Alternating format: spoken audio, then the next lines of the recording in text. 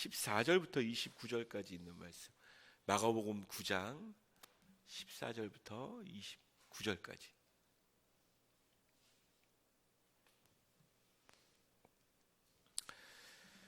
이에 그들이 제자들에게 와서 보니 큰 무리가 그들을 둘러싸고 서기관들이 그들과 더불어 변론하고 있더라.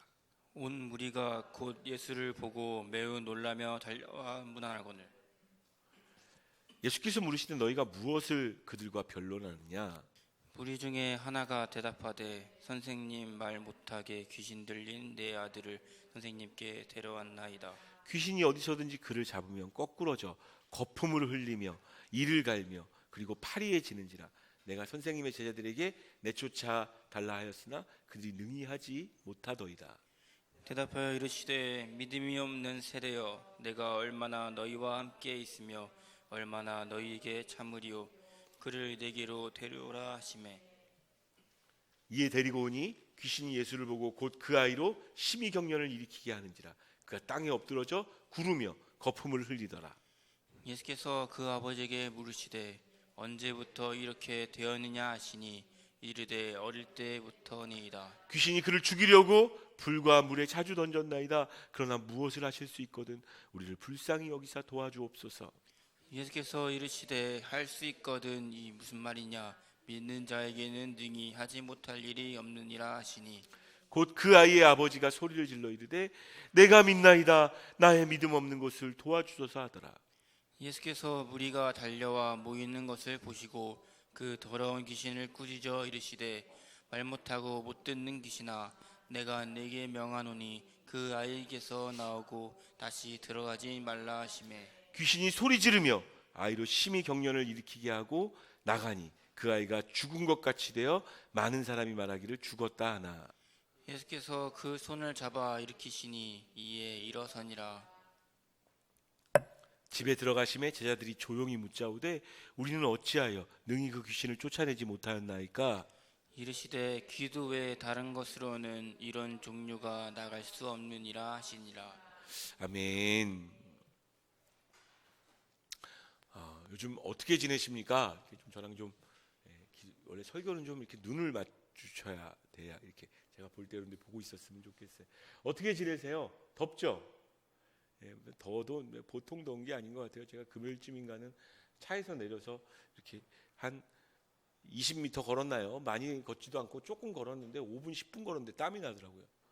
그러니까 너무 더워가지고 게다가 이렇게 이제 여러 가지 이유로 이제 집에서 에어컨을 틀고 자지 못하면 밤에 잠도 잘 안 오죠. 막 깨고 중간에 더워서 땀 나가지고 깨고 막 샤워하고 자고. 여러분 안 그러셨어요? 막 그런 일들이 있게 되어집니다.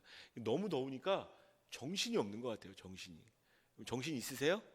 정신 없다고 이야기. 너무 더우니까 막 정신이 없어요. 내가 지금 뭘 하고 있는지 어디로 가야 되는지 잘 모르고 이 더위를 이겨내는데 그냥 아주 내 모든 에너지와 내 모든 것들이 막 총력되어지니까 쉽지 않은 것 같아요. 게다가 주변에서 들려지는 소식들은 어떻습니까? 뉴스를 통해서 듣게 되어지는 소식들도 그렇게 막 즐겁지 않죠. 사실은 어떤 면에서 보면 경제적으로 봤을 때는 경제적으로나 사회 문화적으로나 다 안 좋은데 일본이 저렇게 공격까지 해대면 정말 쉽지 않은 일들이에요. 왜냐하면 예를 들어 우리나라가 주력 산업이 반도체인데 그 반도체를 만드는 기계 자체를 일본에서 만들거든요. 그러다 보니까 거기서 뭐 부품 같은 거 이렇게 안 주고 그러면 이게 올스톱이 될 수 있는 거예요. 그러니까 당장 대체가 안 되는 품목도 있습니다.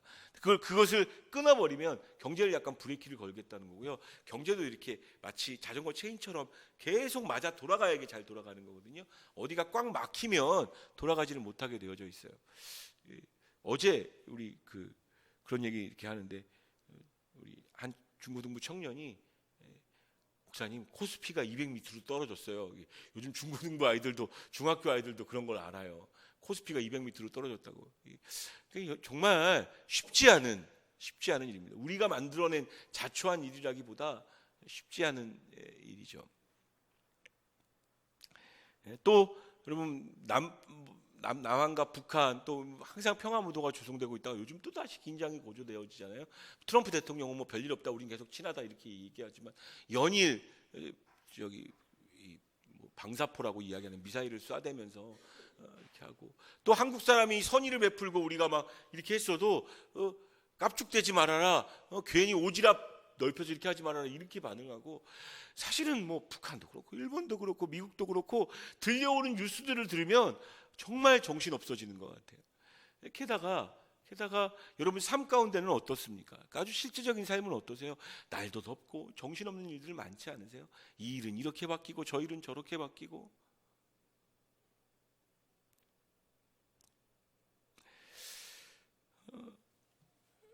하나님께서 주시는 마음이 있어서 마가복음을 이제 쭉 읽었어요. 쭉 읽는데 아마 이 우리가 오늘 함께 읽은 본문 말씀도 그 가장 정신없는 상황 중에 하나가 아니었을까라고 느껴질 정도로 막 이렇게 치이고 저렇게 치이고 어떻게 해야 될지도 모르겠고 그런 상황인 것 같아요. 이 시작의 오늘 본문 말씀에 읽은 내용의 출발은 2절부터 나오는 변화산상의 사건이라고 이야기하는 그 사건에서부터 시작되어집니다. 예수님께서 베드로와 야고보와 요한이라는 세 제자를 데리고 산 꼭대기로 올라가셨죠. 그곳에서 예수님께서 변화되십니다. 변신하신다는 얘기예요. 어떻게 변화되시느냐? 3절에 보면 제가 읽어드릴게요. 그 옷이 광채가 나며 세상에서 빨래하는 자가 그렇게 희게 할 수 없을 만큼 매우 희어졌다. 그러니까 이게 흰색이 되어졌다는 얘기 정도가 아니고 광채가 난다는 이야기죠. 아주 너무 희어서 빛이 날 정도로, 그러니까 영광을 입으신 거죠. 영광스러운 모습을 입으신 거죠. 게다가 옆에는 누가 있나요? 4절에 보면 이에 엘리야가 모세와 함께 그들에게 나타나 예수와 더불어 말하거늘. 이 뭐 천국에서 엘리야와 모세가 내려와 가지고 예수님과 함께 대화하는 그 장면을 보게 되어지는 거죠. 자, 그때 베드로가 이렇게 이야기합니다. 5절 말씀 제 앞에 띄워줄 테니까 9장 5절 말씀 같이 읽어보겠습니다. 시작. 베드로가 예수께 고하되 랍비여, 우리가 여기 있는 것이 좋사오니 우리가 초막셋을 짓되 하나는 주를 위하여 하나는 모세를 위하여 하나는 엘리야를 위하여 하사이다 하니. 아마도 베드로가 굉장히 좋았던 것 같아요. 왜냐하면 엘리야와 모세는 그 당시의 유대인들, 그 당시의 이스라엘 사람들이 가장 존경하는 선지자들이었거든요. 근데 이 두 사람이 예수님과 같이 있는 것을 보면서 베드로가 어깨가 이렇게 쑥 올라갔을 것 같아요. 게다가 예수님이 광채로 변한 이 모습도 너무 좋아서 하나님 여기가 좋습니다. 여기 있었으면 좋겠습니다. 가끔 저는 그렇게 기도하기도 합니다. 정말 여기가 좋사온이라는 말이 나올 정도로 교회가 좋긴 해요. 지금 시원해요. 되게 그나마 어디를 가는 것보다 좋긴 한데, 여러분 하나님과 함께 있기 때문에 여기가 좋사오니라는 고백이 우리에게 나오면 나쁘지 않을 것 같아요. 좋을 것 같아요. 근데 그 여기가 좋사오니 여기다 초막셋을 지어서 여기서 합시다라고 이야기하는 베드로의 고백이 아름다운 고백이 아니에요. 왜냐하면 예수님께서는 그곳에 있기를 원하시지 않으셨거든요. 특별히 베드로가 왜 이런 이야기를 했는지 6절에는 이렇게 이야기합니다. 6절. 자, 9장 6절 읽습니다. 시작. 이는 그들이 몹시 무서워함으로 그가 무슨 말을 할지 알지 못함이더라. 자기가 지금 무슨 말을 하고 있는지도 제대로 이해도 못하고 무슨 말을 해야 될지도 몰라서 그냥 쏟아져 나온 말이 여기가 좋사오니 여기다 초막셋 짓고 모세와 엘리야와 주님과 함께 살았으면 좋겠습니다 라고 정신없는 말을 하고 있네요. 정신없는. 제대로 이렇게 잘 정돈되고 안정되어진 말이 아니라 이게 막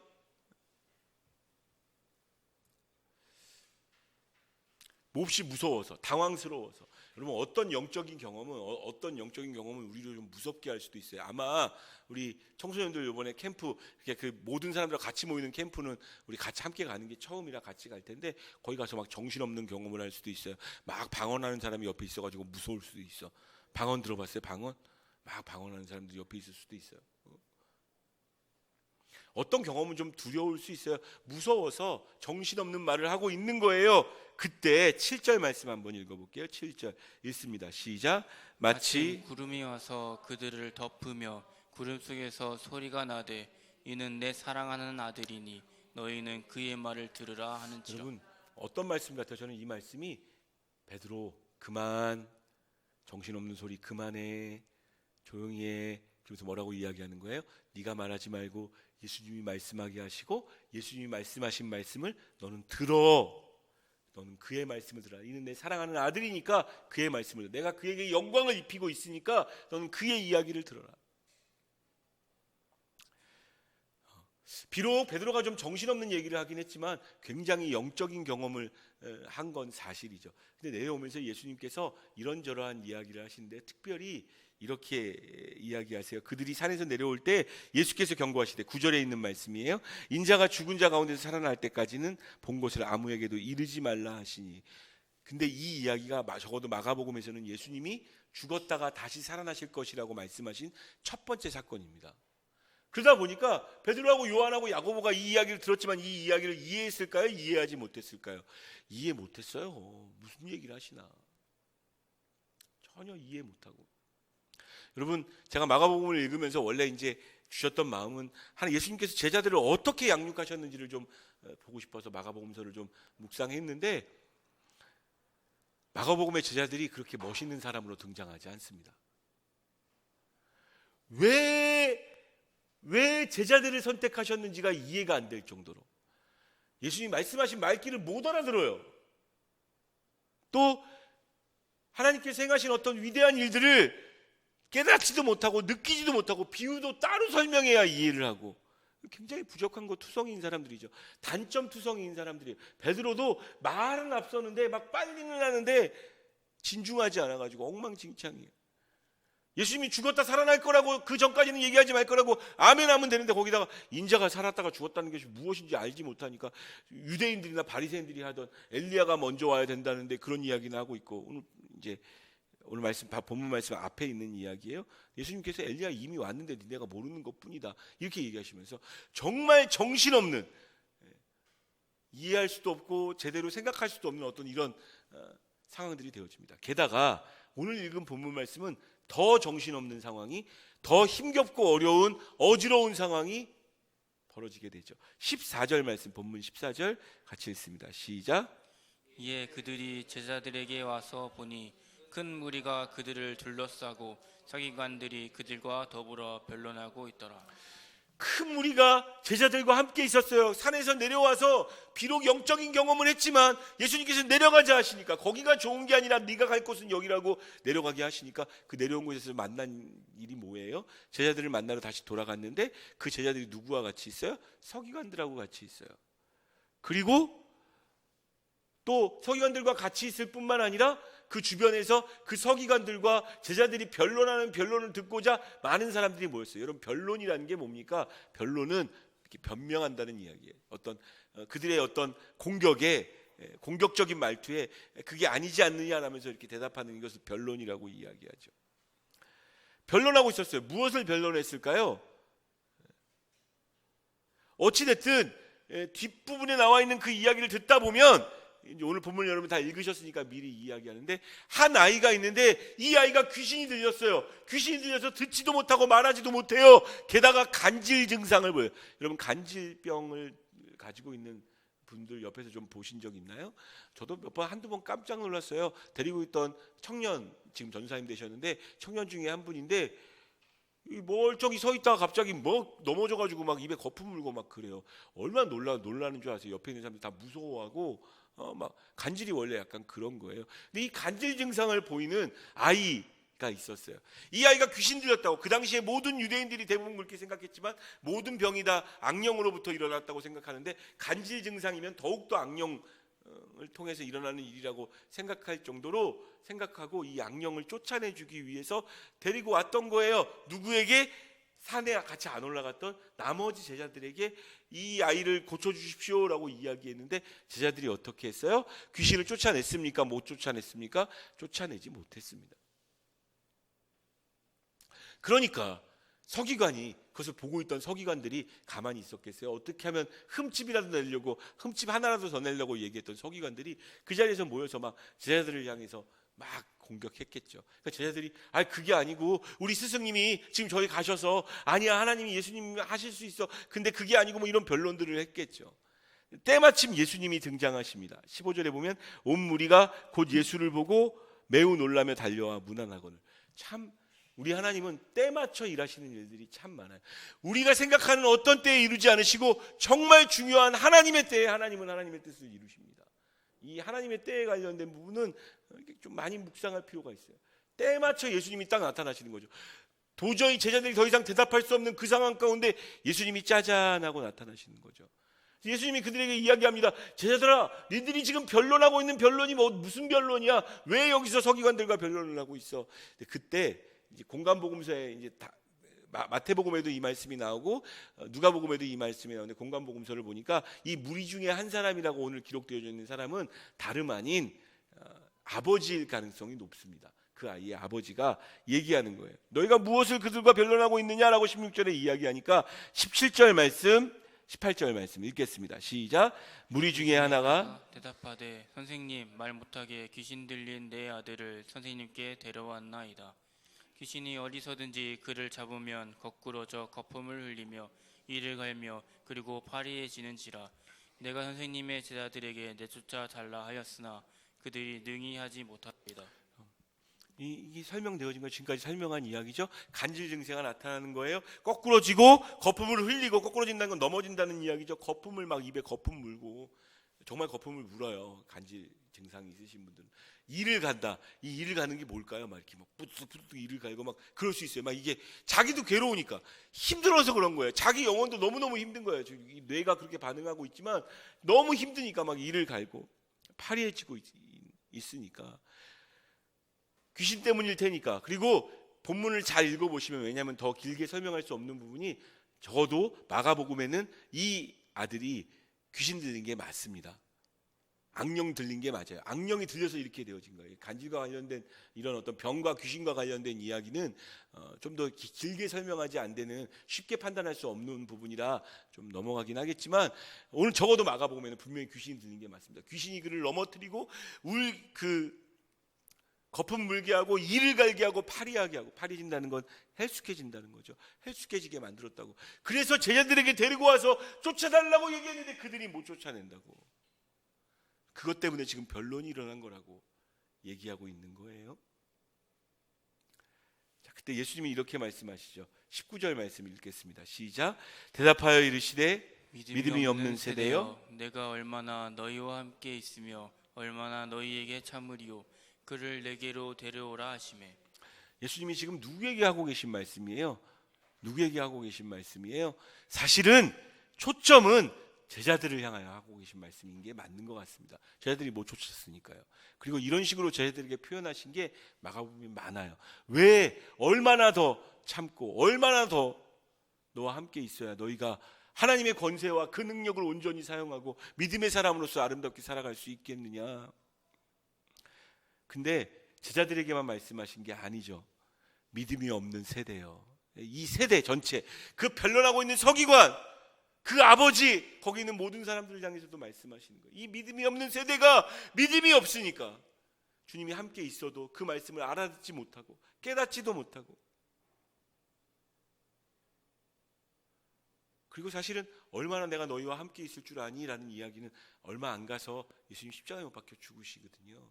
그리고 하늘로 승천해 가시거든요. 그것을 염두에 두고 하신 말씀이기도 해요. 내가 너희와 얼마나 같이 있어야 너희가 깨닫고 그것을 알겠느냐. 이 믿음이 없는 세대예요. 예수님이 한탄하시는 거예요. 어떤 목사님께서 이 본문 가지고 말씀 전하실 때 아직도 이렇게 그 목소리가 생생한 것 같습니다.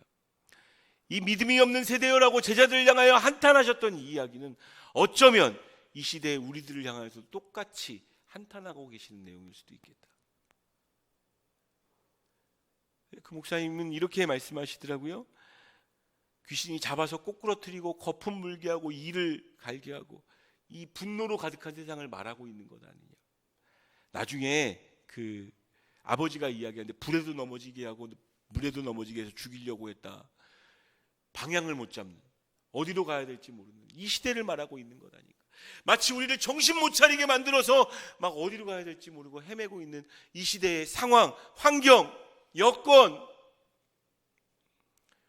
아마 기업을 하거나 또 이렇게 나름대로 경제적 관념이 있거나 외교적인 감각이 있으신 분들은 뉴스들 보면서 어떻게 하려고 그런 말을 한두 번 하셨을 거예요. 이 나라가 도대체 어떻게 되려고 이렇게 되지?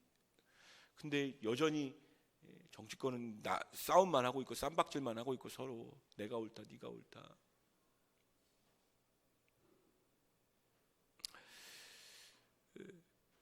저는 제가 믿는 바는 제가 믿는 바는 결국 하나님의 손에 있어야, 하나님께서 행하셔야 모든 문제가 해결되어질 수 있습니다.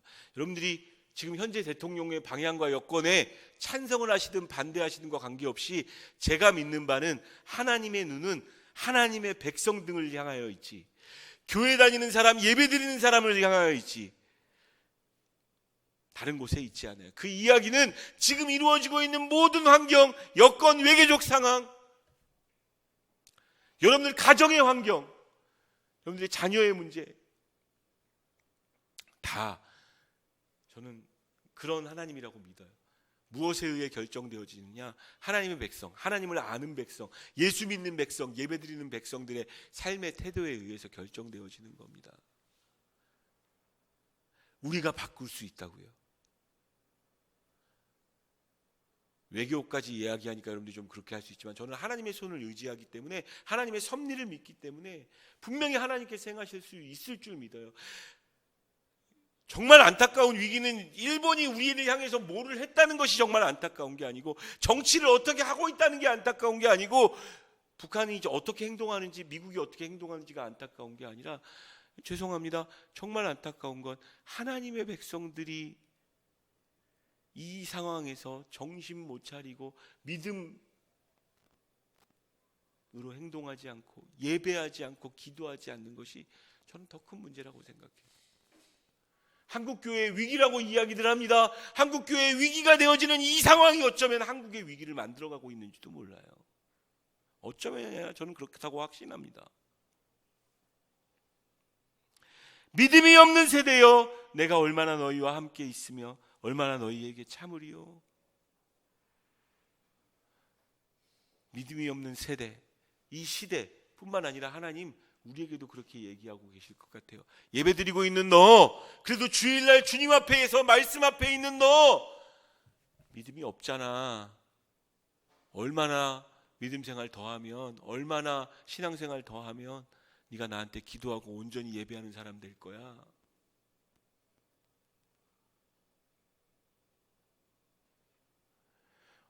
심지어 예수님께서 내가 얼마나 더 참으리요라고 말씀하신 부분에 대해서 좀 우리가 묵상해 봤으면 좋겠어요. 하나님의 인내를 시험하지 않는 우리가 되었으면 좋겠습니다. 그러면서 그 말 끝에, 그 질타하는 말 끝에 뭐라고 이야기하냐면, 그를 내게로 데려오라. 그를 내게로 데려오라. 그 정신없게 만들어버린, 자녀를 막 죽이게도 하고 불에도 넘어지고 물에도 넘어지게 하는 그 아이를 내게로 데려오라. 이를 갈고 거품을 물고 언제든지 꼬꾸라지는 그 아이를 내게로 데려오라. 여러분, 그것이 어떤 문제이든지 간에 여러분 삶에 놓여진 고통과 아픔과 슬픔과 답답한 모든 문제들 주님 앞에 가지고 나오십시오. 예수님 앞에 두십시오. 그를 내게로 데리고 오라. 그를 내게로 데리고 오라. 주님 손에 들려질 때, 주님 손에 만지어질 때 해결되어집니다. 자, 근데 좀 한두 가지를 좀 더 보고 싶어요. 그래서 데리고 옵니다. 데리고 오는데 20절에 보면, 이에 데리고 오니 귀신이 예수를 보고, 그러니까 이게 정말 귀신이 그를 넘어뜨리고 간질병이 아니고 귀신이 행한 일이라는 걸 알게 되어지죠. 귀신이 예수를 보고 그 아이로 심히 경련을 일으키게 하는지라 그게 땅에 엎드러져 구르며 거품을 흘리더라. 예수님께 데려가려고 그러니까 또 그 간질 증상이 과격하게 나타나는, 귀신이 예수님을 봤기 때문이죠. 여러분, 악한 영혼이 있습니다. 제가 막 귀신을 강조하는 사람은 아니지만 악한 영이 있어요. 여러분들을 괴롭히는 영들. 그래서 예수님께서 그의 아버지에게 또 물어봅니다. 21절 말씀, 예수께서 그 아버지에게 물으시되 언제부터 이렇게 되었느냐 하시니 이르되 어릴 때부터니이다. 여러분들이 아버지 입장이 되었다고 생각해 보세요. 그리고 22절 말씀 읽겠습니다. 22절 읽습니다. 시작. 귀신이 그를 죽이려고 불과 물에 자주 던졌나이다. 그러나 무엇을 하실 수 있거든 우리를 불쌍히 여기사 도와주옵소서. 이 아버지의 절박함이 보이십니까? 절박한 거예요. 정말 뭐라도 하실 수 있다면, 제자들은 아무것도 못했는데 예수님 정말 할 수만 있다면 뭔가 좀 해주셨으면 좋겠습니다. 저는 우리에게 때로는 이런 절박함이 있었으면 좋겠어요. 여러분, 한 영혼 품고 기도하는 영혼들 있잖아요. 그 영혼을 위한 절박함이 여러분들에게 있어야 돼요. 이 사람 꼭 전도해야 된다는 절박함. 그래야 울면서 기도할 수 있죠.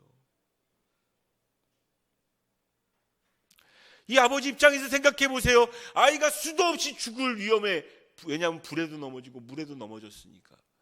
그 아이를 어렸을 때부터 키우고 있었던 이 아버지의 입장에선 이 아이의 간질병, 이 귀신을 쫓아내주라는 사람을 얼마나 기다렸겠어요.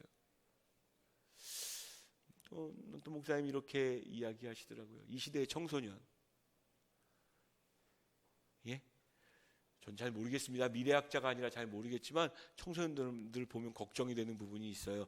옛날에 컴퓨터 가지고 조금 게임하면 뭐라고 이야기해서 한참 TV에서 컴퓨터는 마루에 둬야 된다고, 통제된 곳이 아니라 마루 같은 데 둬야 애들이 이상한 영상 안 보고 이상한 거 안 한다고 그런 얘기들을 해요. 근데 여러분, 이게 사회가 밝아진 건지 어떤 건지 모르겠지만 이제 핸드폰이 생겼잖아요. 문화가 더 발전해 가지고 길거리 가면서도 유튜브를 볼 수 있어요. 여러분, 애들이 와이파이 하는 곳을 찾아다녀요. 저희 집이나 교회를 좋아하는 이유도 그겁니다. 와이파이가 터지니까. 찾아다니면서 뭐 하는 거예요? 시간만 나면 핸드폰 보고 게임하는 거예요. 여러분, 얼마나 애들이 그걸 많이 하는지는 주변에 그런 자녀가 있거나 주변에 있는 뭐 조카들이나 누구를 보시면 알아요. 애들 그거 없으면 아무것도 못해요. 저희 교회 애들은 굉장히 착하고 나름 공부도 열심히 잘하는 아이들이에요, 대부분이. 근데 이 아이들도 앉아서 예배드리는 시간만큼 앉아서 게임을 합니다. 앉아가지고 막 서로 얘기하면서 걱정이 되어져요. 이 아이들이 이렇게 시간의 일부를 다 거기다 투자하고 이렇게 살다 보면 나중에 이 다음에 크면 누가 뭐 어떤 사람이 돼 있을까 걱정되어지지 않으세요? 물론 전 세계 1위 국가, 와이파이 잘 터지는 국가이기 때문에 그렇기도 하지만, 또 여러분 학교나 이 친구들이 어울려 다니는 곳에 한번 가보세요. 하나에서 10가지 욕이지. 욕이 반이에요. 욕이 반. 욕하지 않으면 어울리질 못해요. 이 청소년들이 좀 걱정되어지죠. 좀 질문하고 싶어요. 여러분들의 조카들이나 여러분들의 자녀들 있다면 그들은 어떤 것 같아요? 정말 죄송합니다. 그 목사님께서 좀 강력하게 얘기하시잖아요. 그런 표현을 쓰시더라고요. 미쳐 돌아가고 있지 않아요? 이 세상도, 사회도, 국제도, 정치도, 자녀들도, 청소년 문화도 미쳐 돌아가고 있어요. 물에도 넘어지고 불에도 넘어지는 그 자녀의 절박함이 예수 믿는 우리에게 있어야 된다고 생각합니다. 이 아이들이 나중에 뭐가 어떻게 될지 어떻게 알아요? 나오는 뉴스는 막 여자가 남편을 죽이는데 토막을 내서 죽이고 그걸 계획하고, 뭐 가끔 요즘 TV에서 나오는 뭐 르뽀 프로는 이런 거 보면 깜짝깜짝 놀라요. 정말 미친 사람들이 너무 많아요. 미쳤어요, 진짜. 제가 보니까 정신병을 치료를 좀 받아야 될 정도로. 근데 여러분 주변에 있는 사람들 중에서 그 정도는 아닐지 몰라도, TV에 나올 정도는 아닐지 몰라도, 야, 어쩜 저러지? 왜 저렇게 행동하지? 보이지 않으세요, 가끔? 그들의 자녀는요.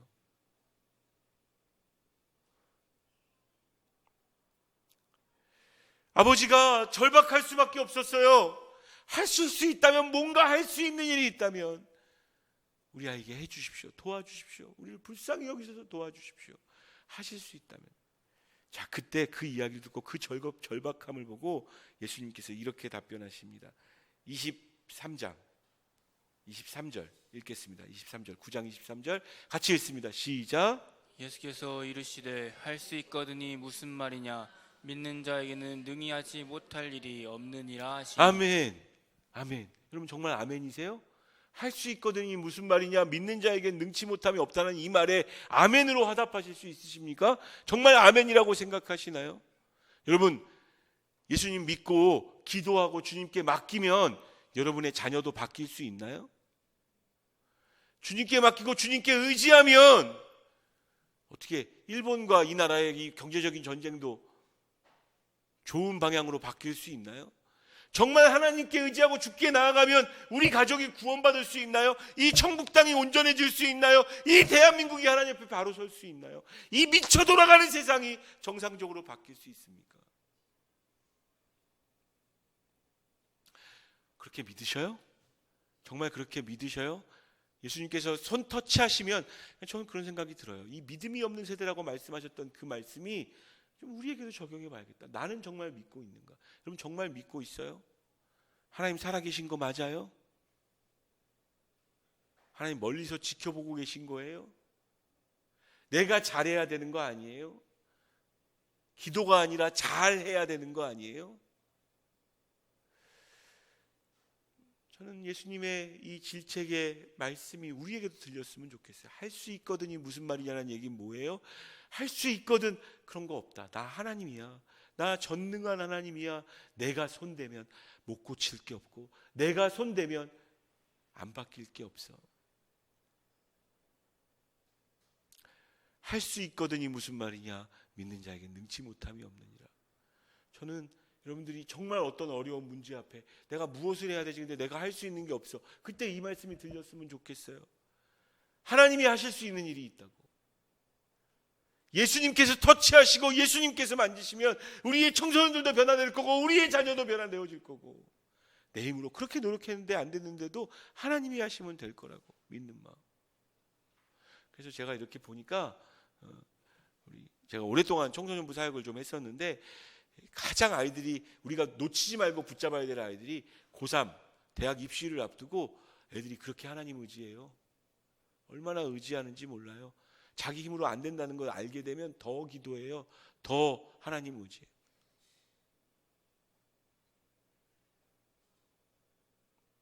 자, 할 수 있거든이 무슨 말이냐? 믿는 자에게 능치 못함이 없느니라는 예수님의 말씀에 그 아이 아버지가 반응합니다. 24절 말씀 읽겠습니다. 시작. 곧 그 아이의 아버지가 소리를 질러 이르되 내가 내가 믿나이다. 믿나이다. 나의 믿음 없는 것을 도와주소서 하더라. 곧 그 말씀에 반응하는 거예요. 리액션하는 거예요. 예수님의 말씀에 리액션하는 거예요. 저는 저와 여러분들이 오늘 예배드리는 것도 하나님의 말씀에 리액션하는 것이어야 된다고 생각합니다. 어떻게 이야기해요? 주여 제가 믿습니다. 이 얘기를 믿을지도 몰라요 라고 머릿속으로 동의해서 얘기한 고백이 아니에요. 아멘 제가 믿습니다라고 어떻게 했다고요? 소리 질렀다고 성경은 이야기해요. 소리 질렀다. 얼마나 절박하면 예수님 발 앞에 무릎 꿇고 제가 믿습니다. 참 재밌죠? 믿습니다라고 선포를 해놓고 그 뒤에 뭐라 그래요? 믿음 없는 것을 도와주십시오. 자신은 없는 거야. 내가 정말 믿고 있는지 자신은 없지만 하나님께서 이 믿음 없음을 도와주시면 내가 믿을 수 있지 않을까? 결단하고 선택하고 믿음은 없지만 도와주십시오라는 말을 믿음으로 고백하고 있는 거. 지금 뭐 하고 있는 거예요? 예수님 앞에 기도하고 있네. 기도. 여러분 기도가 대단한 게 아니에요. 하나님 도와주십시오 라는 절박하고 진심의 어린 한마디가 정말 기도예요. 정말 절박하면 소리가 나와요. 속으로 못해요. 주님 도와주십시오라고 주여 하고 부르고. 우리 한국교회가 주여 삼창하면서 기도하는 이유가 그런 거예요. 절박하니까. 하나님 도와주시지 않으면 안 되니까. 다른 방법들이 너무 많아서 기도하지 못하면 아이는 나아지지 않는 겁니다. 아이가 낳을 수 없다고. 예수님께서 그 아이에게 귀신이 들렸던 게 분명한 것 같아요. 그 아이에게 말 못하게 하고 하는 그 귀신아 떠나가라라고 명령하셔서 귀신은 떠나갑니다. 그리고 간질병의 특징이 괜찮았다가 또 꼬꾸러지기도 하거든요. 그래서 뭐라고 얘기하냐면 떠나가라고 이야기하시고 다시 들어오지 말라고 이야기하시는 건 완벽하게 완치되도록 하나님께서 고치시는 일들을 하죠. 아이가 기진했어요. 막 꼬꾸라지기도 하고 막 이렇게 했으니까 얼마나 힘들었겠어요. 그 아이가 쓰러져 죽어 사람들은 죽었다고 얘기하지만 그 아이의 손을 붙잡고 예수님께서 일으켜 주시는 사건이 오늘 본문의 말씀이에요. 자, 근데 한 가지 더 보아야 하는 것은 28절 말씀 읽겠습니다. 28절 같이 읽습니다. 시작. 집에 들어가심에 제자들이 조용히 묻자오되 우리는 어찌하여 능히 그 귀신을 쫓아내지 못하였나이까. 29절 이르시되 기도 외에 다른 것으로는 이런 종류가 나갈 수 없느니라 하시니라. 그래서 이런 종류가 나갈 수 없다는 것은 어떤 귀신일 뿐만 아니라 어둠의 세력들, 우리를 정신없게 만들고 우리를 힘들게 만드는 주변의 환경들의 대답은 기도밖에 없다는 이야기입니다. 기도. 자, 기도가 뭘까요? 기도가 뭐길래 이렇게 이야기하나요? 여러분 이렇게 말씀을 깊이 묵상하면 이런 묵상을 하게 돼요. 아, 기도의 시간을 좀 더 늘려야겠구나. 좋은 거예요. 아름다운 결단입니다. 그런데 예수님께서 말씀하신 건 기도를 네가 조금 했으니까 더 많이 해라 라고 말씀하신 건 아닌 것 같아요. 적어도 복음서에 제자들이 기도하러 따로 시간을 내었다라는 이야기는 한 번도 나오지 않습니다. 제자들이 기도하진 않았다는 이야기예요. 제자들에게 귀신을 내어 쫓는 권세도 이미 주셨던 걸 알고 계세요? 지금 못 쫓아냈는데 내가 왜 못 쫓아냈죠라고 이야기하는 제자들이 권세를 못 받아서 그런 게 아니에요. 그들이 기도하지 않았기 때문이라고 이야기하고 있습니다. 기도의 시간을 늘리는 것도 중요한데 여기서 기도한다는 건 이런 거예요. 여러분, 제가 이제 복음서를 읽으면서 했던 건 궁금했던 건 왜 하필 그 제자들을 부르셨는가? 왜 베드로였고 왜 야고보였고 왜 도마였고 이들이었는가? 그들이 훌륭해서 성경은 복음서들은 그 제자들이 훌륭하다고 이야기하고 성령이 임하시고 나서 나중에 훌륭해지지 예수님 때 하나도 훌륭하지 않았어요. 정말 하나도 훌륭하지 않았어요. 잘난 것도 하나도 없었고. 근데 그들이 잘한 게 한 가지 있다면 정말 잘한 게 한 가지 있어요.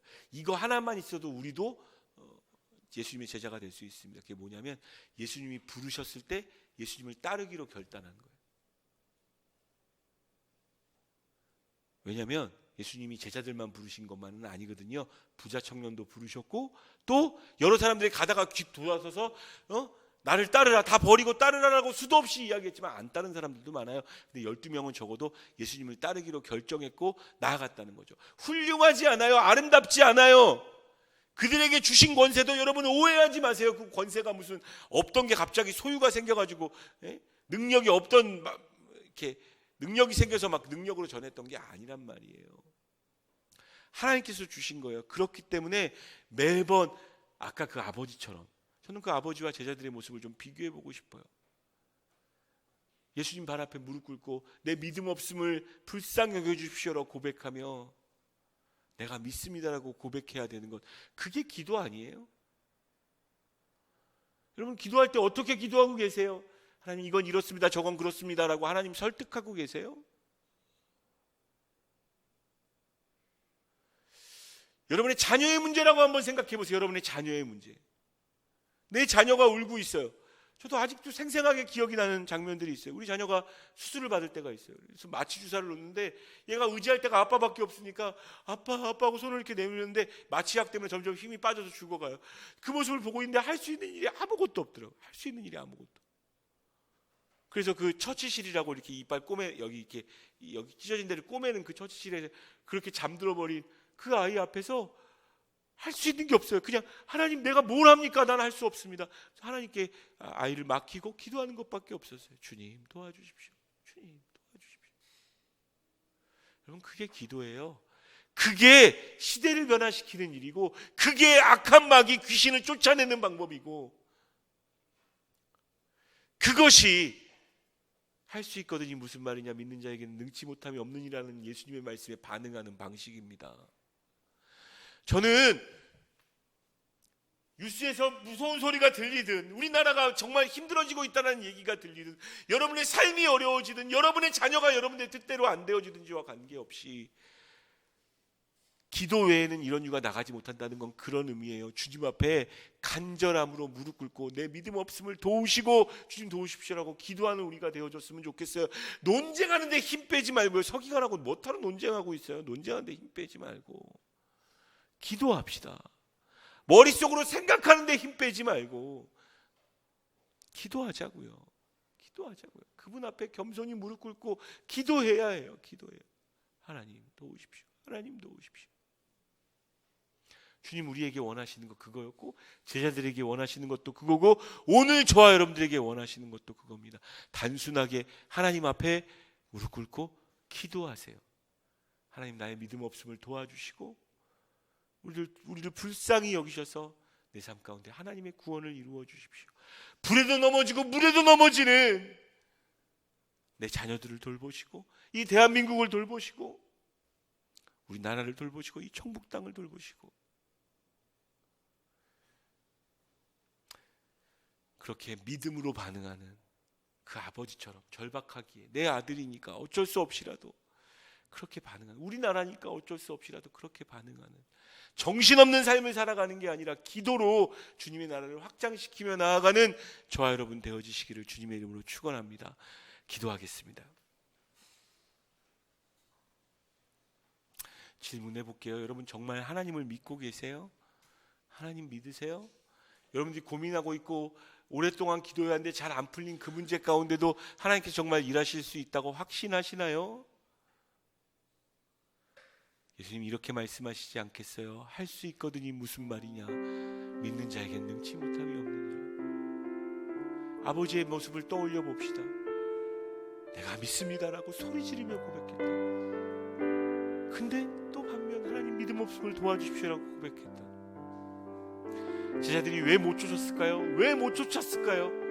권세가 없었던 건 아니었을 거예요. 그들의 머릿속에 주님과 가까이 기도하며 주 앞에 엎드려지는 것이 없었어요. 다른 것들만 있었다고. 자, 이 시간에 말씀을 듣고 말씀이 와닿았다면 여러분 그냥 돌아가지 마시고 꼭 주님께 반응하세요. 하나님께 반응하세요. 하나님, 저에게는 이 말씀이 와닿습니다. 이 말씀이 와닿습니다. 믿음 없음을 불쌍히 여기시고 믿게 해주시고 기도하게 해주십시오. 여러분, 믿음은 사색이 아닙니다. 행동이에요. 기도해야죠. 그 아버지처럼 예수님 발 앞에 엎드려져야죠. 같이 기도하면서 주님 앞에 더 가까이 나아갈 수 있도록 하겠습니다. 기도합니다. 아버지 하나님 감사드립니다. 주님 원합니다. 도우십시오. 하나님 도우십시오.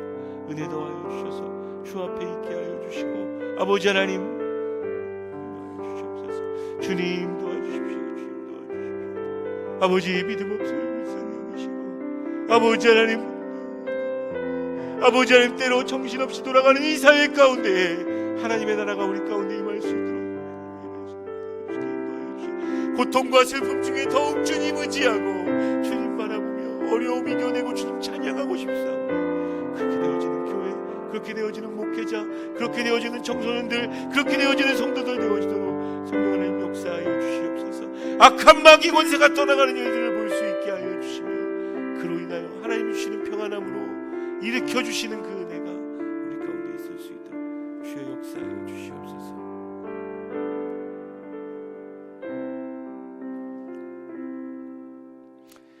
하나님 감사합니다. 이를 갈고 거품을 물고 꼬꾸라지며 경련을 일으키는 그런 세대, 그런 시대, 그런 환경 가운데 있을지도 모르겠습니다. 주님, 걱정은 하고 염려는 하면서 왜 기도하지 않습니까? 하나님, 혹시 믿음이 없어서 주께서 이 일에 간섭하지 않으실 거라는 은연중에 생각하고 있는 생각 때문에 기도하지 않고 있는 것은 아닌지요. 자녀를 위하여서도, 나라를 위하여서도, 내 인생을 위하여서도, 우리 집의 경제 상황을 위하여서도, 그것이 무엇이 되어졌든지 간에 주님 발 앞에 무릎 꿇고 제가 믿습니다, 믿음 없는 것을 도와주십시오라고 기도하며 도우심을 구하는 우리가 되어줄 수 있도록 주님 인도하여 주시옵소서. 주님, 특별히 교회 가운데 허락하신 많은 청소년 아이들을 주님 지켜주시고 기도하고 있사오니 믿음 없는 것을 도우셔서 예수님 만나게 하시고 성령의 뜨거운 역사를 경험하고 돌아오는 캠프 되어줄 수 있도록 주님 인도하여 주시옵소서. 감사드리며 예수 그리스도의 이름으로 기도드립니다. 아멘.